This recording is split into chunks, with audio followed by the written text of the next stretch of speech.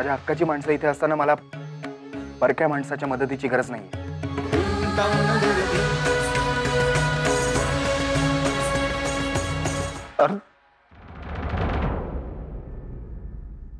तू कुठे गेली होते?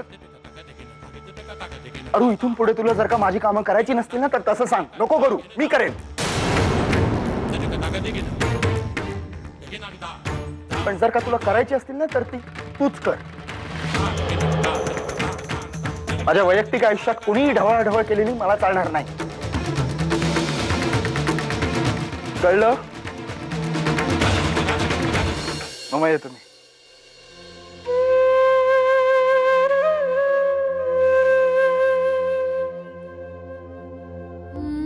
एक गोष्ट लक्षात आली आहे का तुझ्या?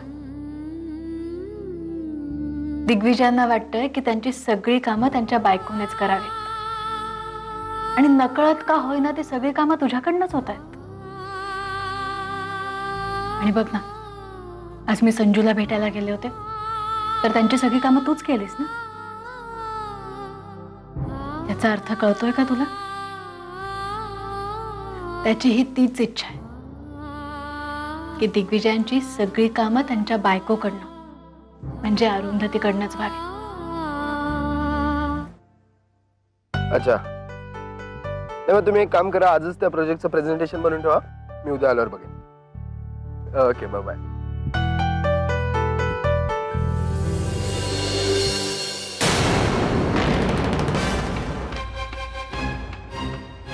ही मेघा कोणाशी बोलते? इथं कोणी ओळखीचं आहे का तिचं? ही रडते का? असं बोलून कोणाशी बोलते? असो, मेघाचा खाजगी प्रश्न आहे. काही माहिती नसताना आपण विचार न केलेलाच बरा.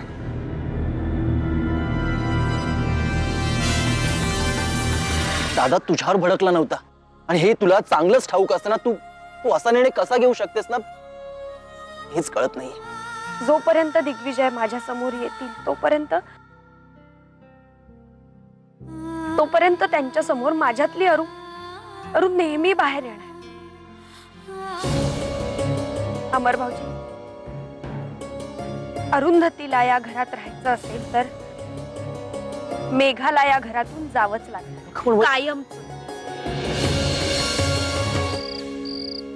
बरं अमर, तू सिंगापूरला कधी जाणार आहेस परत?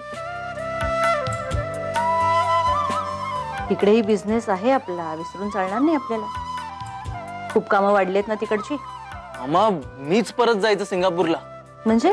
नाही मामा, आता दादाला पाठव, मी नाही जाणार. मी इथून कुठेही जाणार नाहीये. एक एक एक एक मिनिट. अमर, माझं ना लग्न झालंय, त्यामुळे तुलाच जावं लागेल सिंगापूरला. मामा, दादाला सांग ना, मी इथून कुठेही जाणार नाहीये, बस.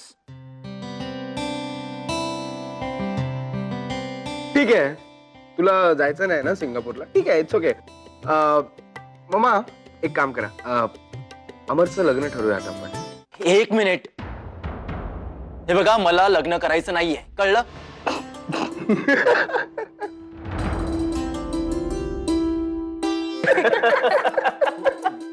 लग्न करून मेलॉड, माझी अशी इच्छा आहे की माझ्या भावाला अमरला लग्नासारखी सक्त शिक्षा झाली पाहिजे.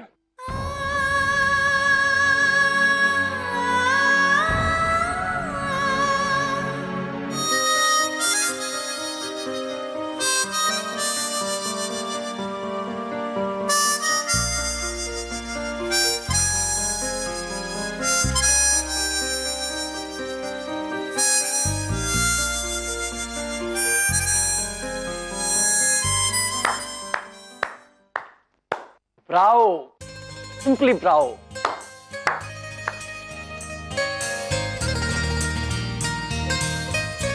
अमर, अरू आली होती का रे इथे?